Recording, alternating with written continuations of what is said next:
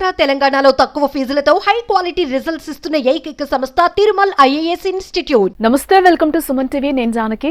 వివాదాస్పద ఆధ్యాత్మికవేత్త స్వామి నిత్యానంద స్వామికి సంబంధించి వార్త ఇప్పుడు సంచలనం రేకెత్తిస్తుంది. నిత్యానంద చనిపోయినట్టు వార్తలు వస్తున్నాయి. ఈ విషయాన్ని ఓ వీడియో రూపంలో నిత్యానంద మేనల్లుడు సుందరేశ్వరన్ మీడియాకు పంపినట్టుగా సమాచారం. హిందూ ధర్మాన్ని కాపాడుకోవడం కోసం ఆయన ప్రాణాలను త్యాగం చేశారని సుందరేశ్వరన్ చెప్పినట్టుగా వార్తలైతే వస్తున్నాయి. 2 రోజుల క్రితమే నిత్యానంద చనిపోయినట్టు ఆయన వీడియో సందేశం ఉన్నట్లుగా కూడా సమాచారం అయితే అందుతోంది. ఇక ఇదే అంశానికి సంబంధించి మనతో పాటు మాట్లాడటానికి మా అవుట్పుట్ ఎడిటర్ తిరుమల్ రెడీగా ఉన్నారు. ఆయనతో డిస్కస్ చేద్దాం. తిరుమల్, ఏదైతే మనం నిత్యానంద గురించి చెప్పుకుంటున్నామో, గతంలో ఆయన గురించి ఎలాంటి వార్తలు వచ్చాయో, ఎలాంటి సంచలనాలు రేకెత్తించాయో, ఎలాంటి కేసులు నమోదయ్యాయో కూడా మనం చూసాము. చూసిన తర్వాత ఒకనొక దశలో ఆయన ఇక్కడి నుంచి వెళ్ళిపోయి వేరే ఐలాండ్ తీసుకోవడము, ఒక దీవిని కొనుక్కోవడం, అక్కడే ఉండడం, వాటికి సంబంధించి పర్మిషన్స్ కావాలని ఐక్యరాజ్య సమితిని కోరడం, ఇవన్నీ కూడా చూసాం. ఇవన్నీ ఒక ఎత్తు అయితే, ఇప్పుడు ఆయన చనిపోయారు అని ఒక వార్త అయితే హల్చల్ చేస్తోంది. ఏంటి, నిజంగానే నిత్యానంద చనిపోయారా? చనిపోతే ఎలా చనిపోయారు? ఏంటి అసలు? జానకి, యాక్చువల్ గా నిత్యానంద ఎవరైతే ఉన్నారో ఆయన వివాదాస్పద స్వామి. ఆయన 2019లో భారతదేశం నుంచి పారిపోయారు. ఆ తర్వాత ఆయన పైన ఇండియాలో రేప్ అండ్ లైంగిక వేధింపుల కేసులు ఉన్నాయి. ఈ కేసులకి కోర్టులకు కూడా హాజరు కావాల్సింది. ఈలోపే ఆయన ఈక్వెడార్ సమీపంలోని ఒక దీవికి పారిపోయారు. ఆ దీవిలో ఓ దీవిని కొనుక్కున్నారు. ఆ దీవికి కైలాస అని పేరు పెట్టారు. ఆ కైలాసంలోనే ఆయన నివాసం ఉంటున్నారు. అయితే అక్కడి నుంచి ఎప్పుడైతే నిత్యానంద ఈ దేశాన్ని వదిలేసి పారిపోయాడో అప్పటి నుంచి నిత్యానందకు సంబంధించిన ఏ సమాచారము, వార్తలు కానీ పెద్దగా కనిపించట్లేదు మీడియాలో. ఫస్ట్ టైం అంటే ఇప్పుడు ఈ మధ్య కాలంలో నిత్యానంద వార్త ఇదే తొలి వార్త అని చెప్పాలి. ఆయన మరణ వార్తగా ఇప్పుడు ఇది ప్రచారంలో ఉంది. 2022లో కూడా నిత్యానంద చనిపోయినట్టుగా వార్తలు వచ్చాయి. 2022లో నిత్యానంద తనకు తాను ఆత్మార్పణ చేసుకుంటున్నాడని ఒక వార్త వచ్చింది.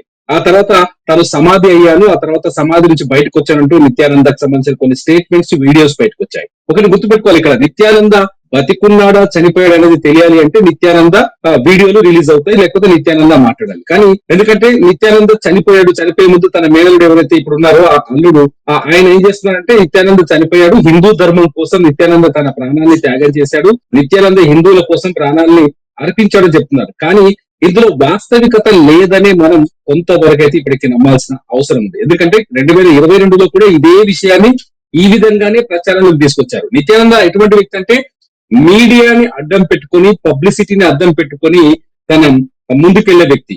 మీ నిత్యానంద గత చరిత్ర ఏది చూసినా సరే తను పబ్లిసిటీ కోసం ఎక్కువగా పాకులాడేవాడు, పబ్లిసిటీ కోసం రకరకాల విన్యాసాలు చేసేవాడు. హిందూ ధర్మాన్ని కూడా పూర్తిగా దెబ్బతీసే విధంగా నిత్యానంద ప్రవర్తనలు ఉన్నాయి. నిత్యానంద వెలుగులోకి వచ్చింది కూడా తన వ్యక్తిగత, ఎవరైతే ఒక సినిమా నటి ఉందో ఆ సినిమా నటితో వ్యక్తిగతంగా ఉన్న ఒక ప్రైవేట్ వీడియో వెలుగులోకి రావడంతో నిత్యానంద గురించి ఈ లోకానికి తెలిసింది. సో ఆ తర్వాత నిత్యానంద చేసిన ప్రతి స్టెప్, నిత్యానంద తీసుకున్న ప్రతి నిర్ణయం, నిత్యానంద పొందిన ప్రతి సర్టిఫికెట్ కూడా ప్రచారంలో ఉంది, వార్తల్లో ఉంది.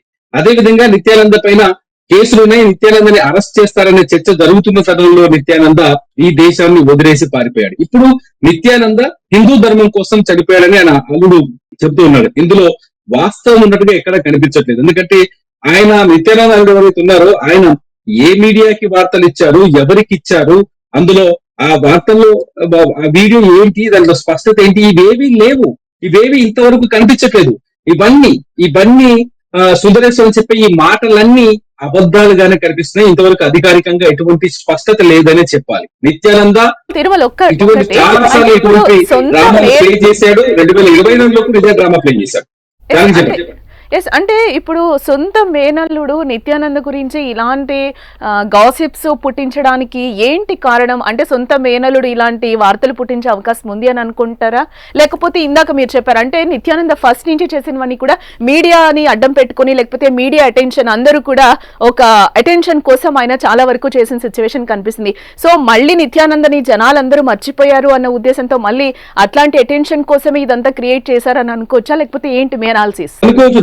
అనుకోవచ్చు దానికి చాలా స్పష్టంగా అర్థమవుతుంది. ఎందుకంటే నిత్యానంద మేనల్లుడు ఎవరైతే సుందరేశ్వరానంద ఉన్నాడో ఆయన వార్త నిత్యానంద మరణించాడని రాసిన వెబ్సైట్స్ కొన్నింటిలో, మన వెబ్సైట్స్ కావచ్చు, కొంత రీసెర్చ్ చేస్తే కనిపిస్తుంది ఏంటంటే వెబ్సైట్ లో ఆయన మరణించాడనే వార్తతో పాటు ఆయనకున్న 4,000 కోట్ల ఆస్తికి వారసుడు ఎవరు, ఇంకో కొన్ని సైట్లలో రాశారు ఆయనకున్న 10,000 కోట్ల రూపాయల ఆస్తులకు, సామ్రాజ్యానికి, ఎంపైర్ కి వారసులు ఎవరు అనే వార్త కూడా రాస్తున్నారు. ఇదంతా ఏంటి అంటే రెండు రకాల చర్చలు జరుగుతుంది. సాధారణంగా మేనలుడు కాబట్టి ఆయనకే వారిని ఎవరు సుందరేశ్వరానందకే వారసత్వం ఉంటుందనే చర్చ ఒకటి నడుస్తుంది. లేదు నిత్యానందకి అత్యంత సన్నిహితురాలైన రంజిత హీరోయిన్ ఎవరైతే నటి ఉన్నారో ఆ రంజితకే ఈ పీఠం దక్కుతుందని ఒక చర్చ జరుగుతుంది. విచిత్రమైన విషయం, అతను చచ్చిపోయాడు బతికాడు ఇంతవరకు క్లారిటీ లేదు, అధికారికంగా ప్రకటన లేదు, ప్రభుత్వాలు ధృవీకరించలేదు. ఎవరైతే సుందరేశ్వరానంద నిత్యానంద చనిపోయినట్టుగా వీడియో రిలీజ్ చేశాడు మీడియా కన్నా అన్న చర్చ జరుగుతుంది. ఆ వీడియో కూడా ఇంతవరకు బయటకు రాలేదు.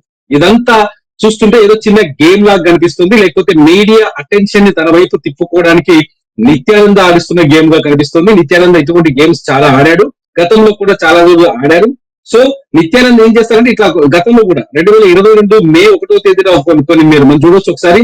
ఆ టైంలో కూడా నిత్యానంద చనిపోయాడు, ప్రాణార్పణ చేశారు ఒక చర్చ జరిగింది. కట్ చేసిన నిత్యానంద బయటకు వచ్చి నేను కేవలం సమాధి అయ్యాను అంతే తప్ప హిందూ ధర్మం కోసం తన ప్రాణార్పణ నేను చేయలేదు అని ఆయనే ప్రకటించారు. ఇప్పుడు మళ్ళీ నిత్యానంద చనిపోయాడని ఆయన మేనలుడు ఎవరో ప్రకటించినట్టుగా వీడియో రిలీజ్ చేస్తారని తెలుస్తోంది, ప్రచారం జరుగుతుంది. కానీ వీడియో బయటకు రాలేదు. మళ్ళీ 2వ రోజుకో 3వ రోజుకో నిత్యానంద నేనున్నాను అని ఒక వీడియో వచ్చింది అనుకోండి, అప్పుడు చూసే వాళ్ళు వినే వాళ్ళంతా ఏమైపోతారు, వేరు పిచ్చోళ్ళు అయిపోతారు. సో నిత్యానంద కేవలం మీడియా అటెన్షన్ ని తన వైపు తిప్పుకోవడానికి మాత్రమే ఈ ప్రయత్నం చేస్తున్నట్టుగా స్పష్టంగా అర్థమవుతుంది. ఒకవేళ నిత్యానంద చనిపోయి ఉంటే, ఈ వార్త వచ్చి దాదాపు 24 గంటలు దాటిపోతుంది, ఒకవేళ నిత్యానంద చనిపోయి ఉంటే ఆయనకు సంబంధించిన వీడియోలు కానీ ఫోటోలు కానీ ఈ పాటికి బయటకు వచ్చే అవకాశం ఉంది. ఎందుకంటే సోషల్ మీడియా చాలా వేగంగా ఉంది.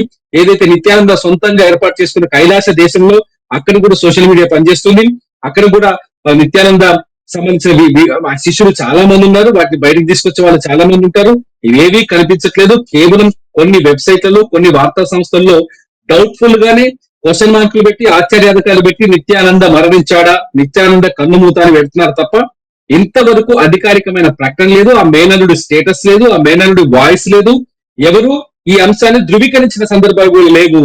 దానికి ఇది పక్కా ఒక గేమ్ ప్లాన్. అయితే నిత్యానంద గేమ్ ప్లాన్ అయి ఉండాలి, లేకపోతే ఎవరో ఒకరు సృష్టించిన వదంత అయి ఉండాలని మాత్రం అర్థమవుతుంది ఇక్కడ. ఎస్, అంటే డయాలసిస్ చేయించుకుంటూ కూడా 2 days ముందు మరణించారు నిత్యానంద అనే వార్తల్ని పూర్తిగా మనం కొట్టి పారేయొచ్చు అంటారా? తిరుమల ఏంటి? మొదటి నుంచి ఒక చర్చ జరుగుతుంది. నిత్యానంద కొంత అనారోగ్యానికి గురయ్యాడు. నిత్యానంద ఏదైతే గతంలో 2022లో సమాధి అవ్వడానికి ప్రయత్నించారో ఆ సమయంలో నిత్యానంద ఆరోగ్యం పూర్తిగా దెబ్బతిన్నదని ఒక చర్చ ఉంది.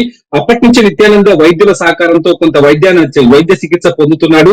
తనను తాను దేవుడుగా ప్రకటించుకున్నప్పటికీ నేనే దేవుణ్ణి నేనే శివుని అని ప్రకటించుకున్న నిత్యానంద డాక్టర్ల నుంచి చికిత్స పొందుతున్నారు అని చర్చ అవుతుంది.